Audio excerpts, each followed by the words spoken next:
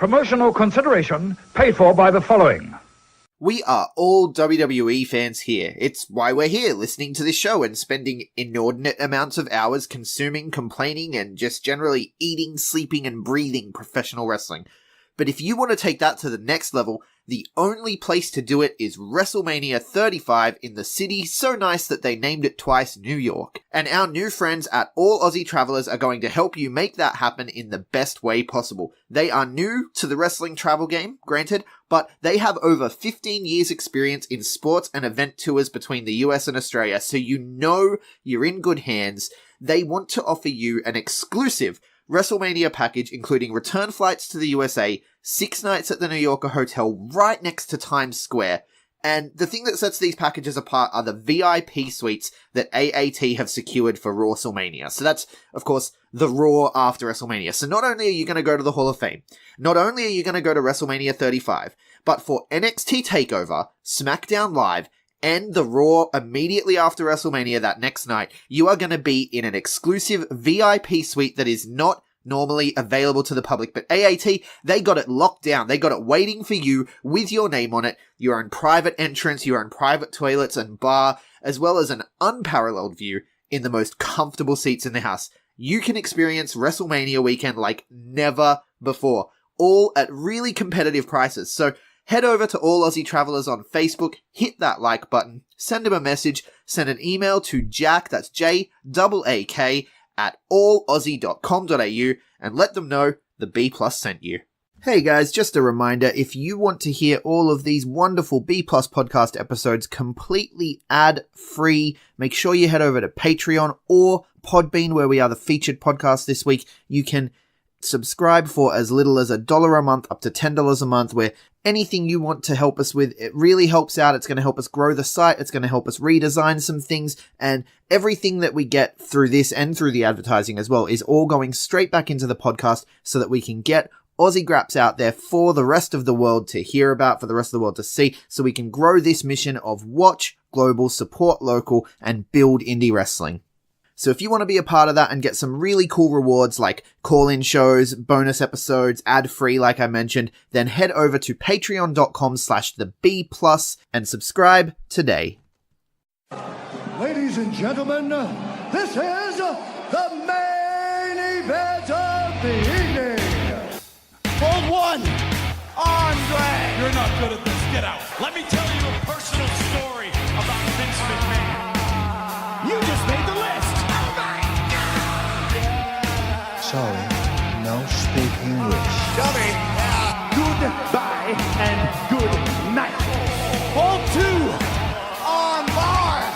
It's still real to me, damn it! Dummy! Yeah.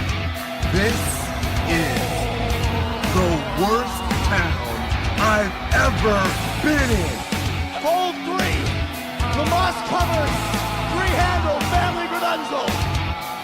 Mamma mia! And now, Unchained.media presents the B Plus Podcast with your host, Greg Unchained. It's me, Austin! It was me all along, Austin! Number four, armbar. I will never retire! I still got 200 more. I got 200 more holes to list. All right, ladies, gents, and non-binary friends, welcome to another B Plus Podcast. I'm your host, Greg Unchained. Today is Monday. You know what that means. It's time for Impact Zone. Joining me, of course, my good friend Aiden. How are you, buddy? I'm good, man. Just watching UFC on my other monitor. I'm fantastic. Oh, sorry, Mr. Two Monitors. What do you watch UFC for, man? Don't you know that's real? Yeah, I don't know, man. This is a very niche product. I'm not sure many people are into it. I mean, it's real. Like, these are people really punching each other in the face. Why would you? It's barbaric. Yeah, I know. It's Barbaric. gross. I don't know why I watch I it. I'm prefer disgusted. my fighting fake, and sorry, I shouldn't say fake. That upsets some people. I prefer my fighting predetermined. That's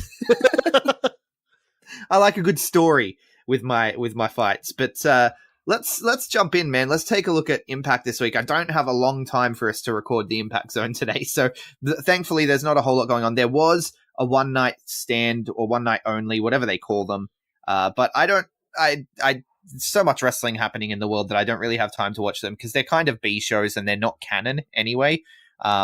So yeah, it was called New Beginnings, which, I mean, come on, copyright, guys. There's another set of New Beginnings shows going on right now that I am watching. So, I didn't have time for it. But Impact this week was a really good episode. Yeah, I enjoyed it.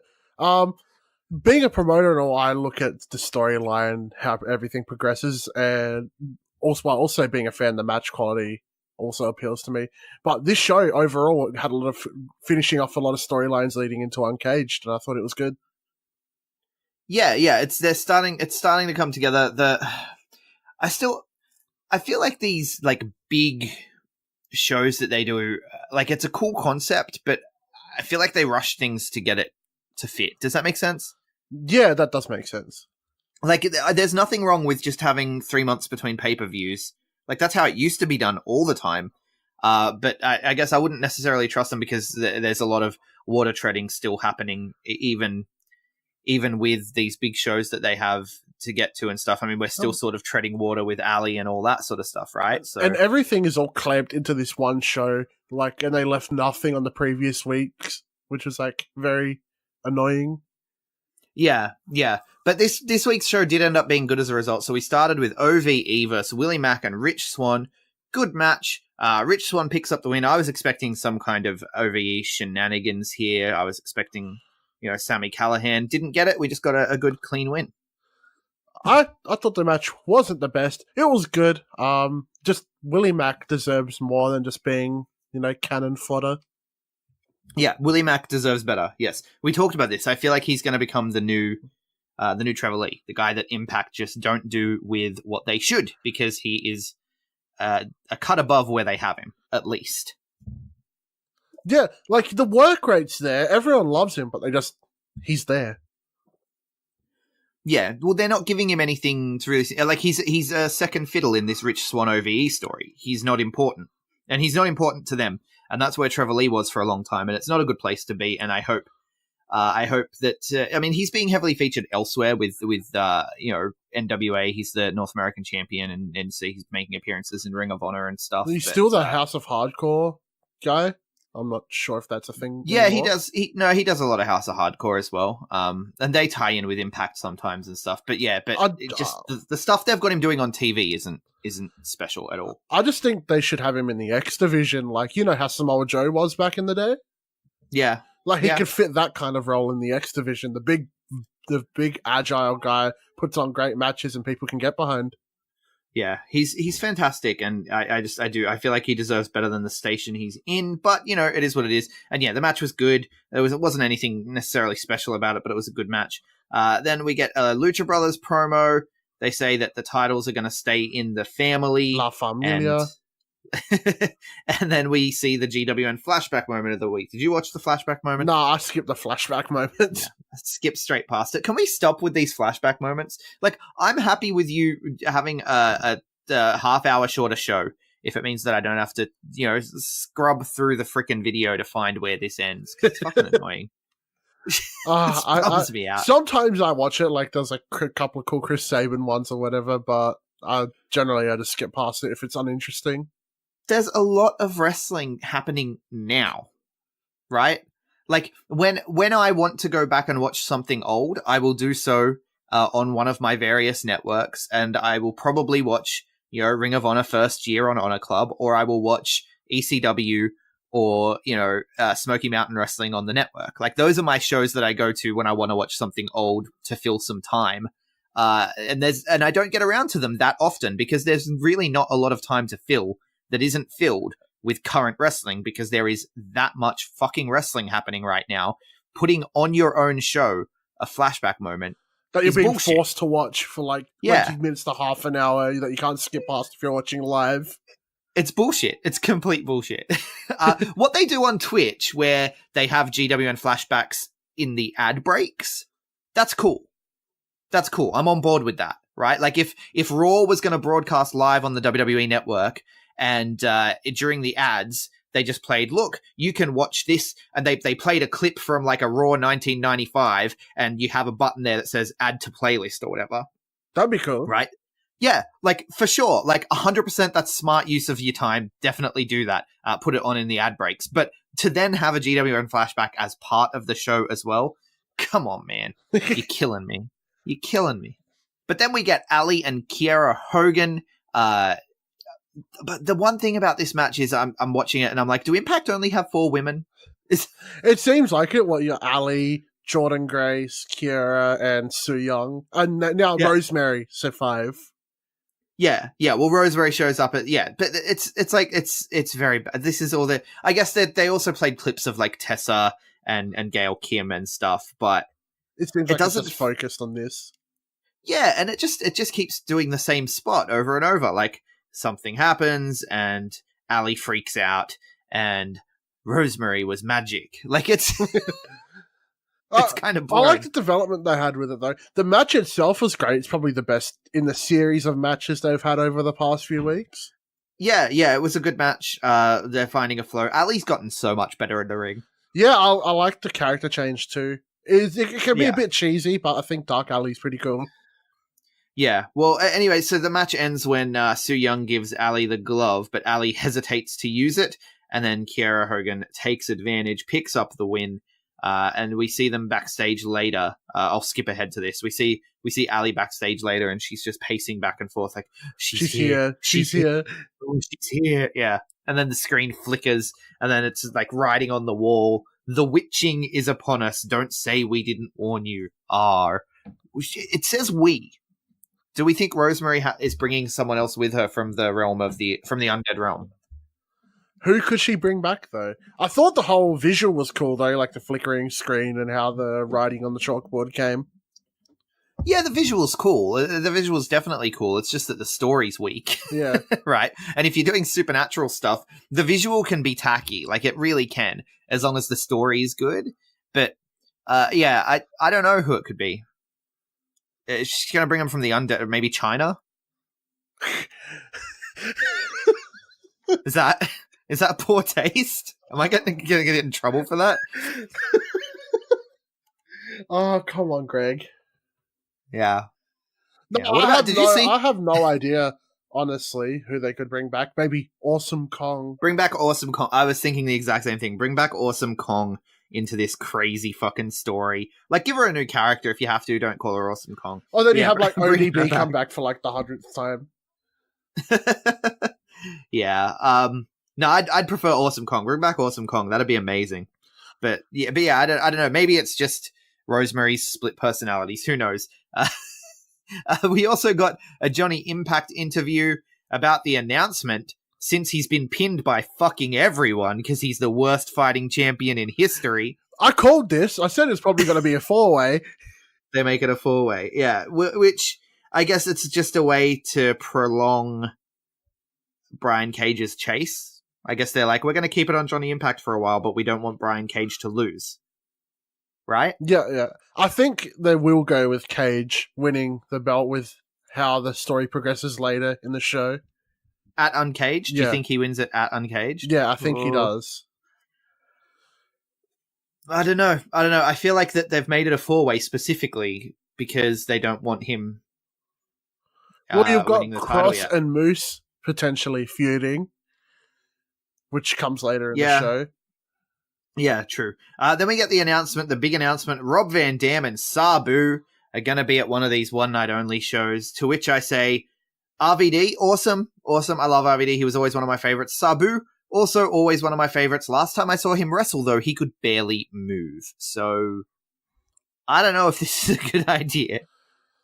I'd be happy to see RVD any time of the week. But I like you said, Sabu has just phoned it in, and he lays outside for like 5 minutes, 10 minutes, and then does like his cool spot and then just wins. Yeah, that's pretty much exactly what happened, except he needed help to set up the table. He needed help to throw the chair. Like he couldn't do any of his things himself. I don't know if he was injured when I saw him. I just know that he could barely move, and it was scary. It was scary to watch him get in there and go through a table. Yeah, he should probably stop soon. Yeah. So then we get Rohit Raju versus Trey. Okay.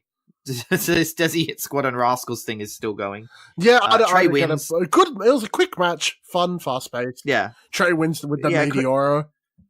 It was a decent match. It was, there's nothing bad about it necessarily, but I still just feel like the Rascals, again, much like Willie Mack, the Rascals are in danger here. Trey did look really good, though. So I think they're mainly focusing on Trey rather than the other two. You know, Des and Wentz. They're building Trey towards the X title, I think, but that's it. You also had Callahan said he reveals all on Rich Swann at Uncaged. This whole Swann refusing to join OVE. Right, yeah. So he's going to blow the lid off it. He's going to... Which is good, because it's been weeks of nothing. Yeah. There's, lots of treading water. Lots of treading water. And then as well, just random, like, we have a Team Impact versus Team AAA match next week. Let's have some random thrown together stuff like Sami Callihan versus Puma King, which, if it wasn't for the main event, this would have been match of the night. This was really fun. Yeah, I love Puma King. It wasn't a bad match. Yeah, me too. But ever since PWG, Puma King's been everywhere. Everywhere. Yeah. I haven't seen a whole lot of Puma King. Like, I've seen some PWG stuff. I've seen bits and pieces, but yeah, I really like him. He impressed me, and this is a good match. Disgusting. The spit spot, right? The spit spot disgusts me every time. I can't. I love Sami Callihan, but I can't. That's just so bad. Yeah. And then we get street fight. Sami Callihan. So Sami Callihan picks up the win for Impact, though. And then is Puma King on Team AAA? Yeah, he is. Where's Falabar in this show? He's meant to be a part of the team. He's on Team Impact, but I don't know. Yeah, he's not. They haven't shown him for a while. Do we get a Tessa Blanchard, Gail Kim recap? Yeah, the street fight package for Taya and Tessa at Uncaged. Yeah. Well, I mean, I forgot. I forgot she's got Taya, because Gail Kim is sort of more important. Is to the Gail story Kim than coming Taya. out of retirement for this, or she has to, right? Like, there has to be a payoff. Yeah, I think Gail Kim will just cost Tessa the match, and then they'll feud eventually. Again. And, I don't know. It's weird. It's meant to be focused on Taya and Tessa, and it's more focused on Gail Kim than anything. Yeah, exactly. That's why I forgot Taya was there. Moving on. Eli Drake is talking to Eddie Edwards about their match next week. You know, the Team Impact match, because these guys are Team Impact as well. And he's like, leave Kenny at home. Go back to your old ways, not being hardcore. Yeah, leave the jeans at home. Put on those green tights. Put on the boots. And let's wrestle. He wants the American Wolf back, not the hardcore legend Eddie Edwards. I do too. I want that as well. I want the American Wolf back. I know I'm all about character progression, but I haven't enjoyed this character. I have enjoyed bits and pieces of it, but I would like to see him try it and see how it goes. Like, have him try it and fail. Yeah. Have him maybe mix the two. Maybe Eli brings Davey back, and that's what kind of switches him.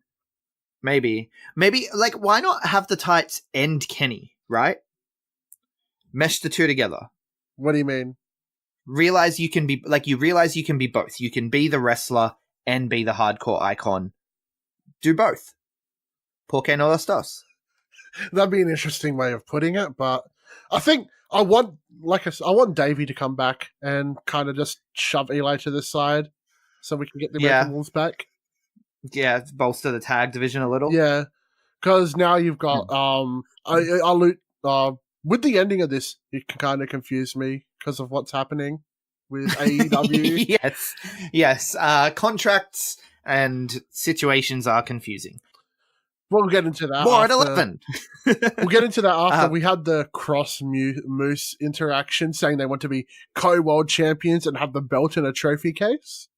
Yeah, they're going to put the belt in the trophy case. Like, aren't you going to wear it? You need to defend it. You can't just put it in a trophy case, Moose. And this is what I said. What are you talking about?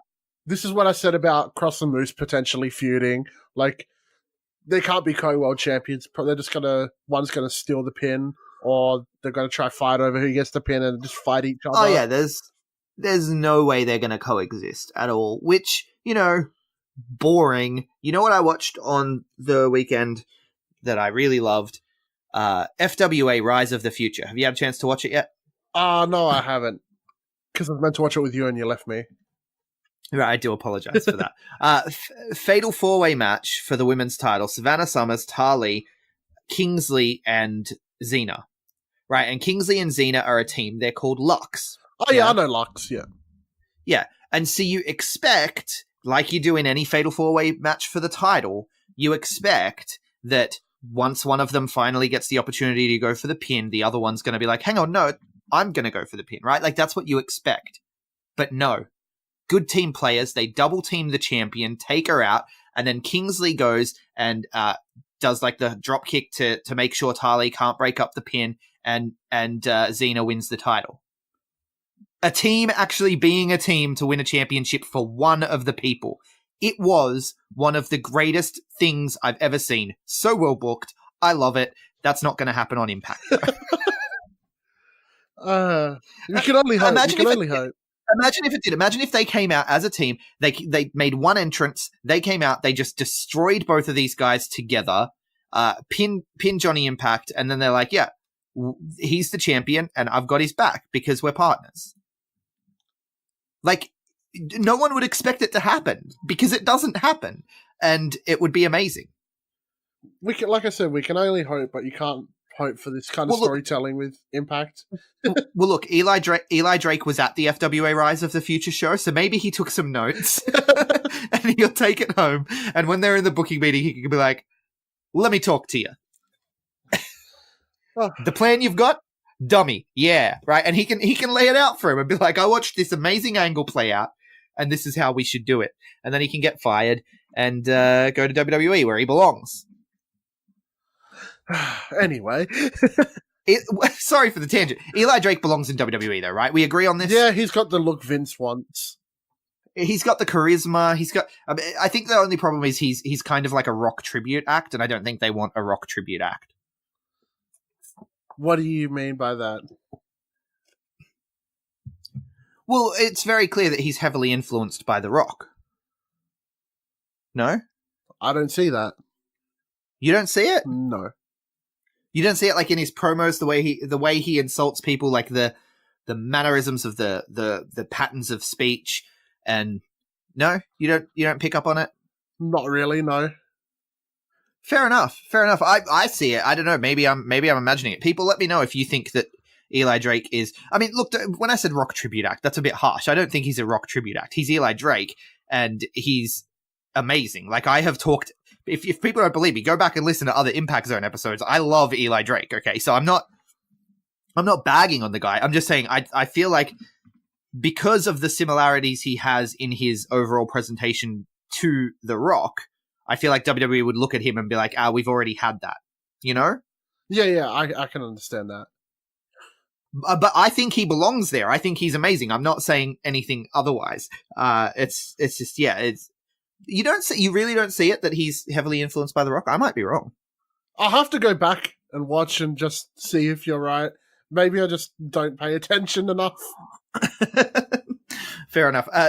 Yeah, you're more in-ring action. I'm more promo, right? Yeah. So anyway, then we get the main event, and holy shit, what a main event it was. Best match for Impact so far this year. Better than the only other match I have on my Impact match of the year list so far is the exact same match from Homecoming.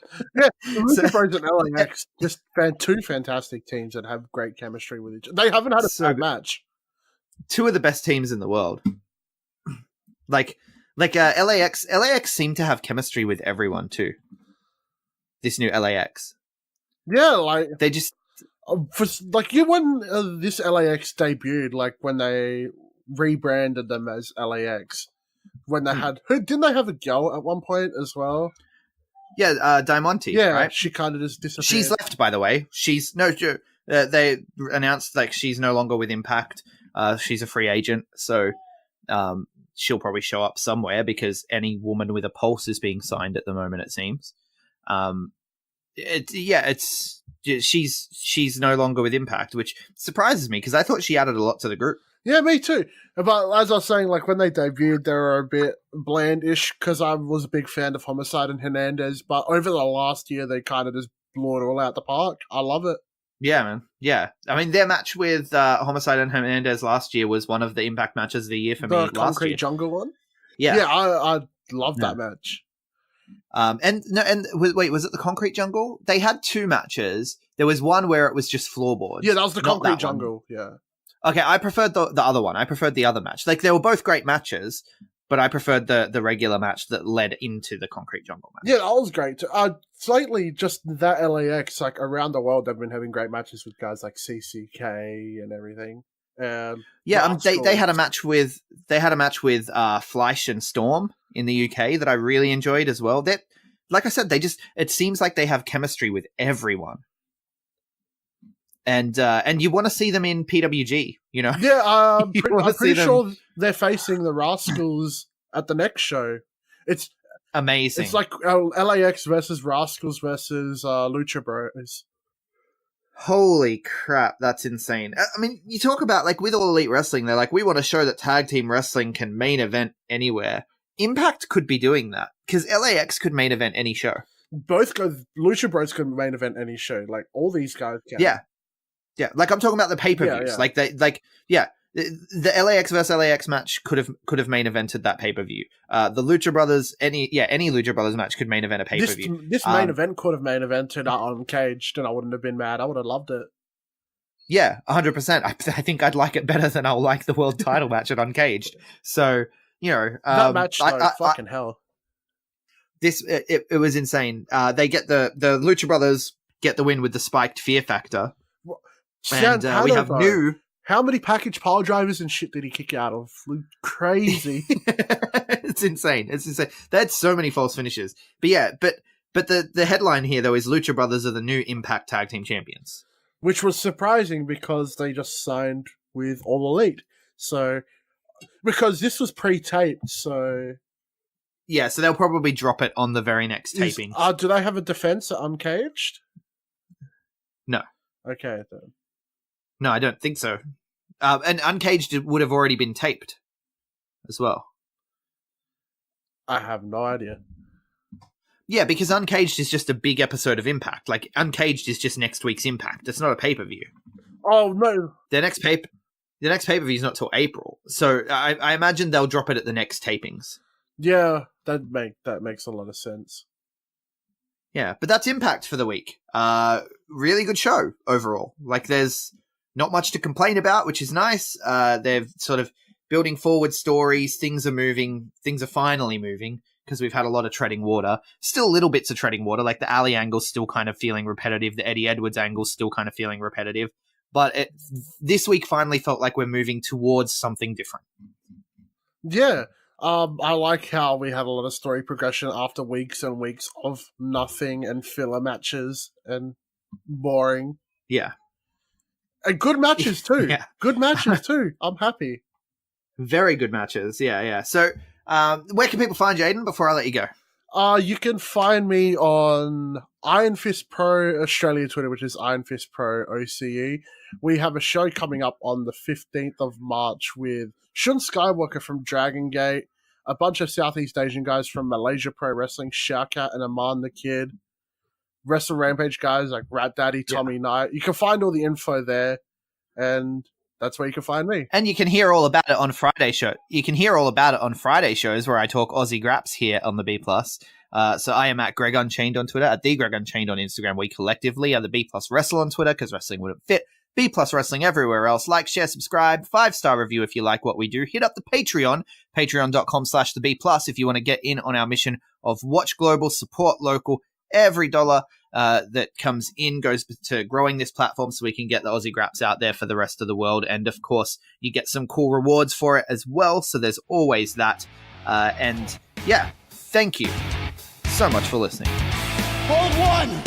Arm drag. You're not doing this. Get out. Let me tell you a personal story about Vince McMahon. You just made the list.